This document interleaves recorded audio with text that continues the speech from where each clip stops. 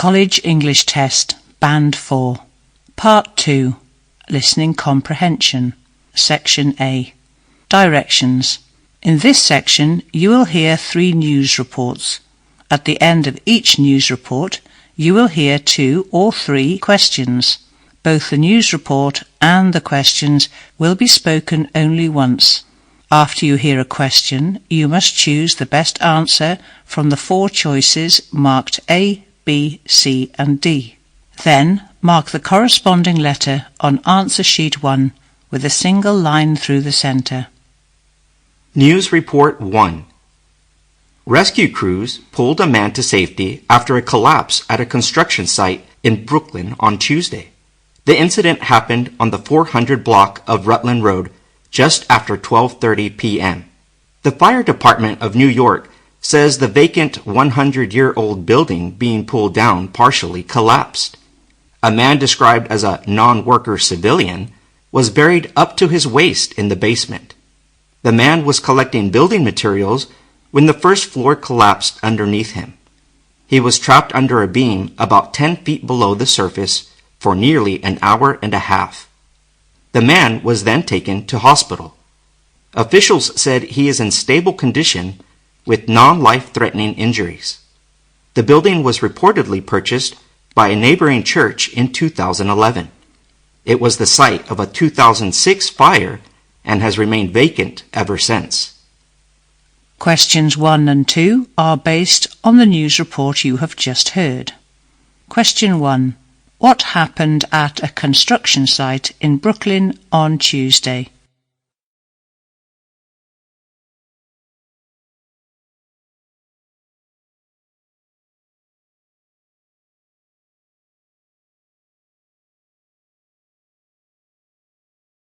Question 2. What does the report say about the non-worker civilian?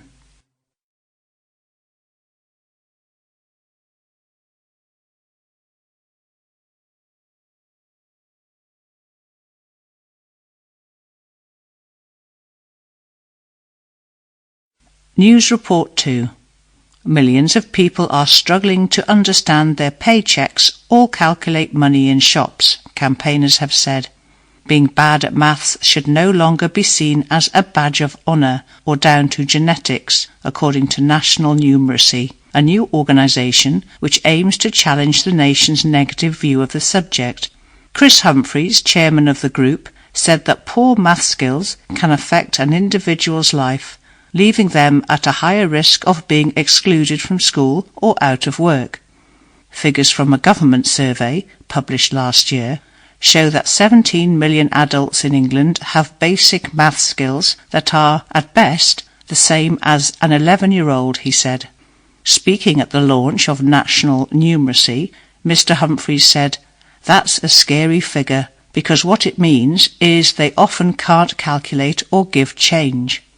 Mike Ellicock, chief executive of National Numeracy, said, "We want to challenge this I can't do maths attitude that is prevalent in the UK," adding that it was vital that all primary school teachers understand key maths concepts, as young children who fail to learn the basics will suffer later on. Questions 3 and 4 are based on the news report you have just heard. Question 3. What does the organization National Numeracy aim to do?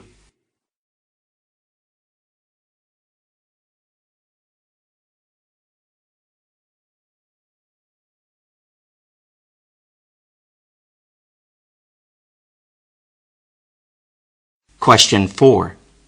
What is vital according to the Chief Executive of National Numeracy?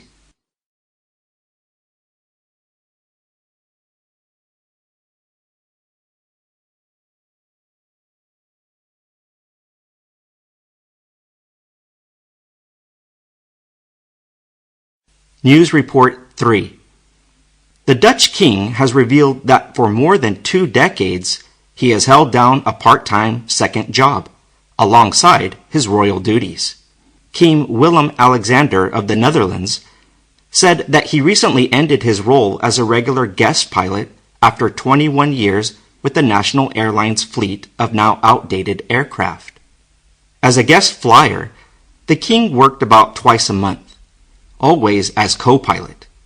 He will now retrain to fly the bigger Boeing 737s, as the old planes are being phased out of service. The 50-year-old father of three and king to 17 million Dutch citizens calls flying a hobby. It lets him leave his royal duties on the ground and fully focus on something else. You have an aircraft, passengers, and crew. You have responsibility for them, the king said. You can't take your problems from the ground into the skies. You can completely change focus and concentrate on something else. That, for me, is the most relaxing part of flying. Willem Alexander said he is rarely recognized by passengers. Very few people pay attention to him as he walks through the airport in his airline uniform and cap. Questions 5 to 7 are based on the news report you have just heard. Question 5. What does the report say about the Dutch king?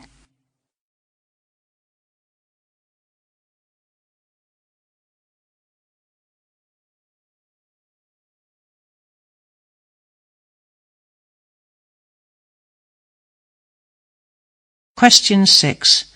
Why does the king say he likes flying?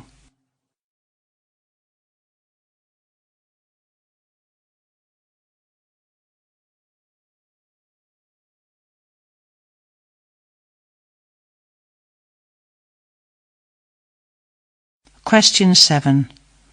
What does the king say about passengers at the airport?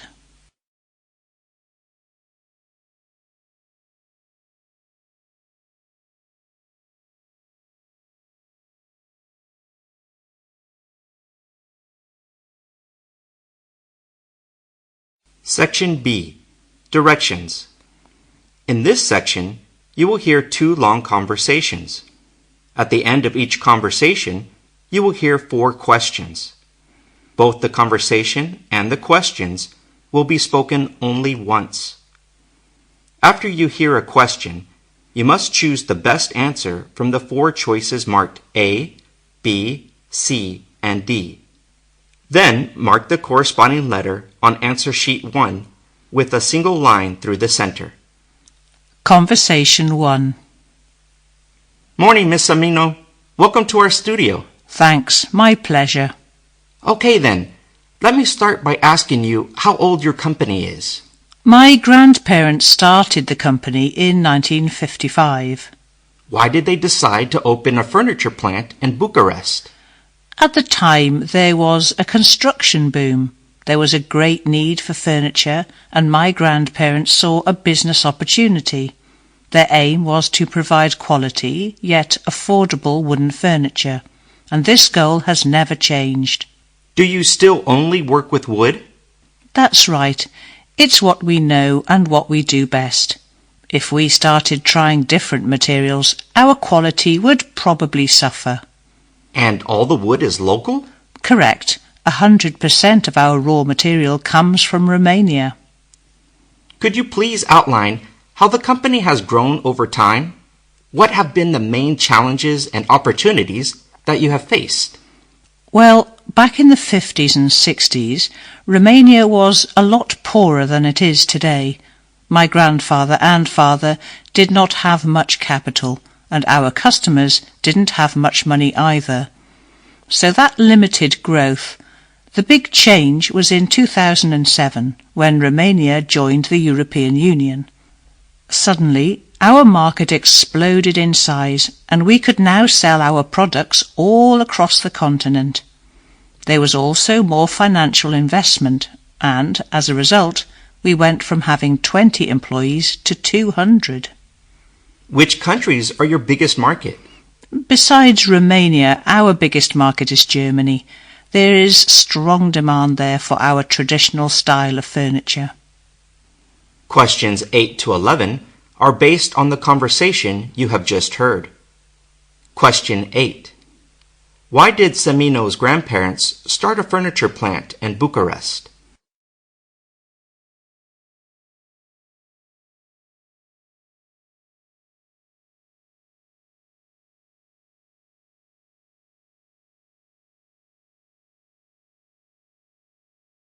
Question 9. What was Semino's grandfather trying to do?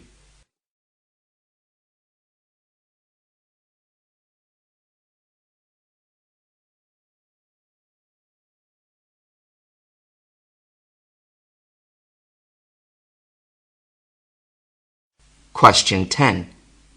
What does Semino say about her company's raw materials?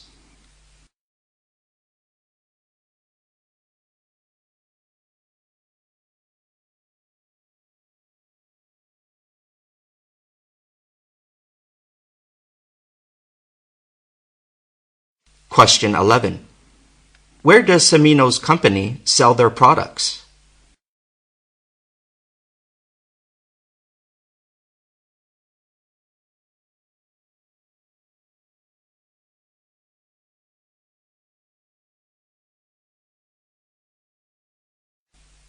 Conversation 2. Have you heard about the new restaurant, The Pearl? Susan and I are going to try it out this weekend. We have a reservation on Saturday at 7 o'clock. I can call to add 2 more to the table if you'd like. That sounds great. We'd love to join you. You always seem to know the best places to go. Where do you hear about these things? I have a habit of reading 614 magazine. It has all the information on local events within the 614 calling code area. That's a clever name for the magazine then. Does it only focus on new restaurant openings? They have other information too, things like concerts, festivals, and small shops. I think the restaurant information and reviews are the most exciting though. Each year, they also sponsor a local event called Restaurant Week. Restaurant Week? What's that? Oh, it's wonderful. All the stylish restaurants participate. They have special set menus for the week, usually in spring, at a number of different price points. Susan and I go to at least 3 different places during the event. It's a great opportunity to try some of the more expensive restaurants at a discounted price and try something new. That's how we found The Pearl, actually. Wow, that's an event I would be interested in. When will it be happening this year? You're in luck. Restaurant Week starts in just a few days, the first Sunday in May. Let's make sure to set a double date during the event. Just let me know what type of food you would like to try. Okay, I will. Questions 12 to 15 are based on the conversation you have just heard. Question 12. What does the man invite the woman to do this weekend?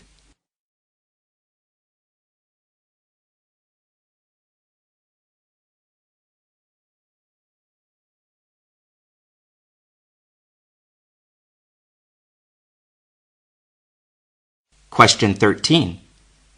What does the man say about 614 magazine?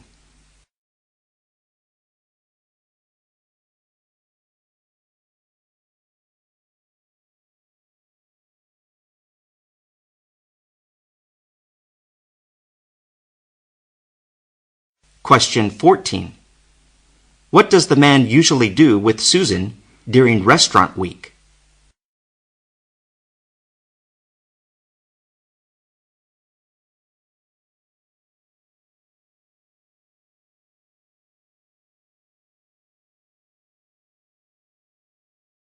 Question 15. Why does the man say the woman is in luck?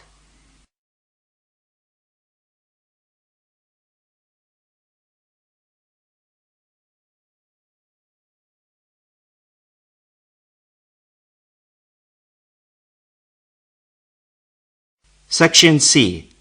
Directions. In this section, you will hear 3 passages.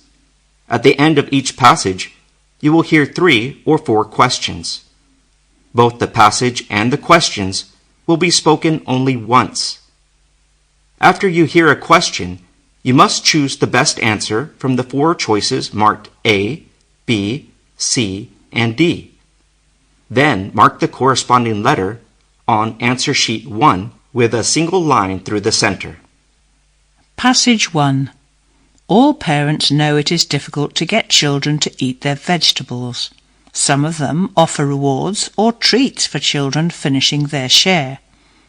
But researchers have discovered that youngsters who are not praised for trying vegetables are more likely to eat them eventually. The study found that the best way to get children to eat food they do not like is simply to give them repeated exposure to it. A psychologist from Ghent University in Belgium studied 98 children. They gave them 5 kinds of vegetables to eat: mushrooms, peas, eggplants, carrots and cabbages. The taste tests revealed that carrots were the least liked vegetable among youngsters. The children were then given a bowl of boiled carrots and told to choose how much to eat. After 8 minutes, they were asked to rate the dish as delicious, just okay, or disgusting. The trial went on twice a week for a month, with a follow-up taste test after 8 weeks. Children were split into 3 groups, with one group asked to try the bowl of carrots repeatedly with no further encouragement. The other 2 groups were given rewards of a toy or verbal praise. After the trial, 81% of children who simply tried the carrots consistently liked them. This is in contrast to 68% for the group given a toy and 75% for the group given verbal praise. Questions 16 to 18 are based on the passage you have just heard. Question 16. What is the best way to get children to eat vegetables according to a recent study?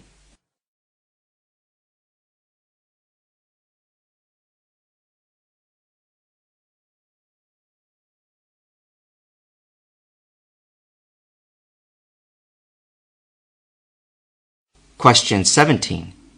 What did the researchers find about carrots?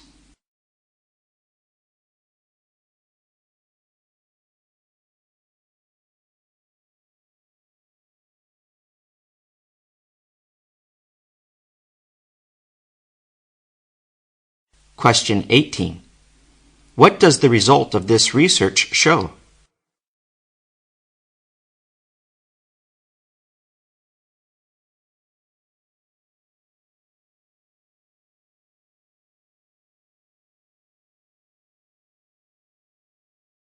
Passage 2. One thing about the moon many people don't know is that it has a lot of garbage on its surface, left over from human space exploration. But how much garbage exactly have humans left on the moon? It's hard to be accurate, but the trash likely weighs more than 181,000 kilograms on Earth. Much of it was left by American astronauts who landed on the lunar surface between 1969 and 1972 during NASA's Apollo missions. The other rubbish comes from missions that did not have human crews. These missions were conducted by various space exploring agencies, including those from the US, Russia, Japan, India, and Europe. Many of the older pieces are equipment sent to learn about the moon. The equipment stayed there after its missions ended. The moon is also home to lunar orbiters that mapped the moon before they crashed into its surface, adding to the garbage heap. The objects left by the Apollo astronauts included equipment that was no longer needed. Bringing back unneeded equipment would have used up precious resources such as fuel. But, as the saying goes, one person's trash is another's treasure. Researchers can study the garbage left on the moon to see how its materials weathered the radiation and vacuum of space over time. Moreover, some of the objects on the moon are still being used, including a laser range reflector left by the Apollo 11 crew. Questions 19 to 21 are based on the passage you have just heard. Question 19. What does the passage say may be unknown to many people?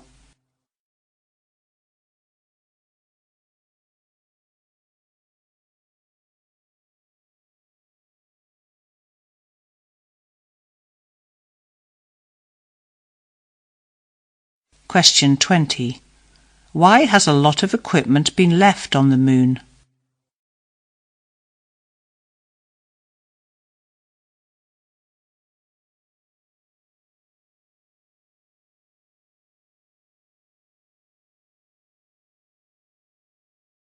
Question 21. What can researchers do with the garbage on the moon?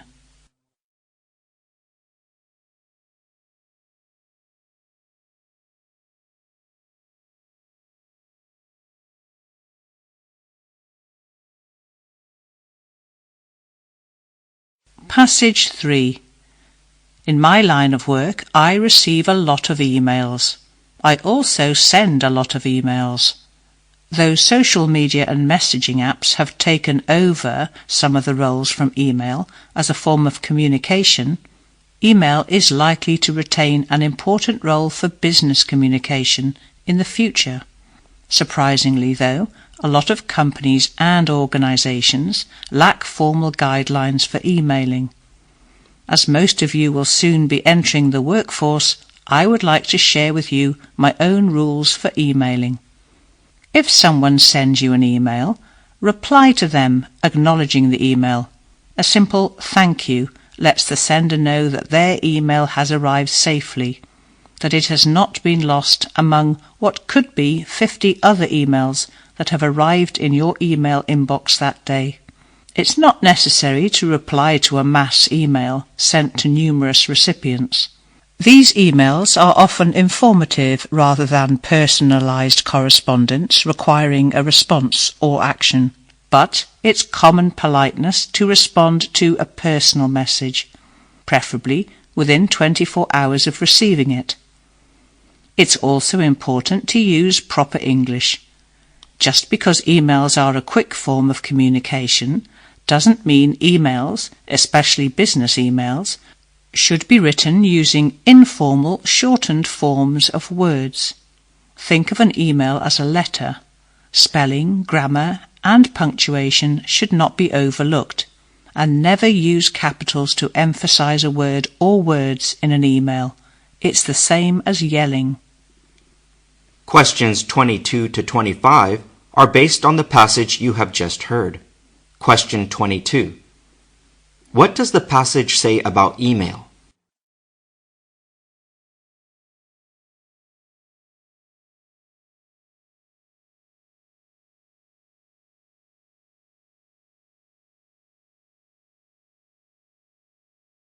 Question 23.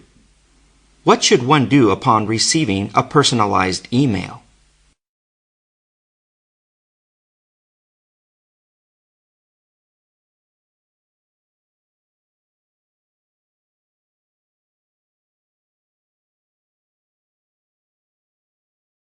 Question 24. What does the passage say about a mass email?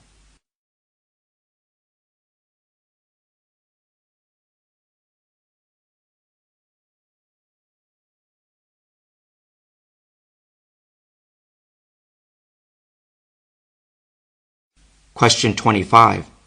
What should one do when writing a business email?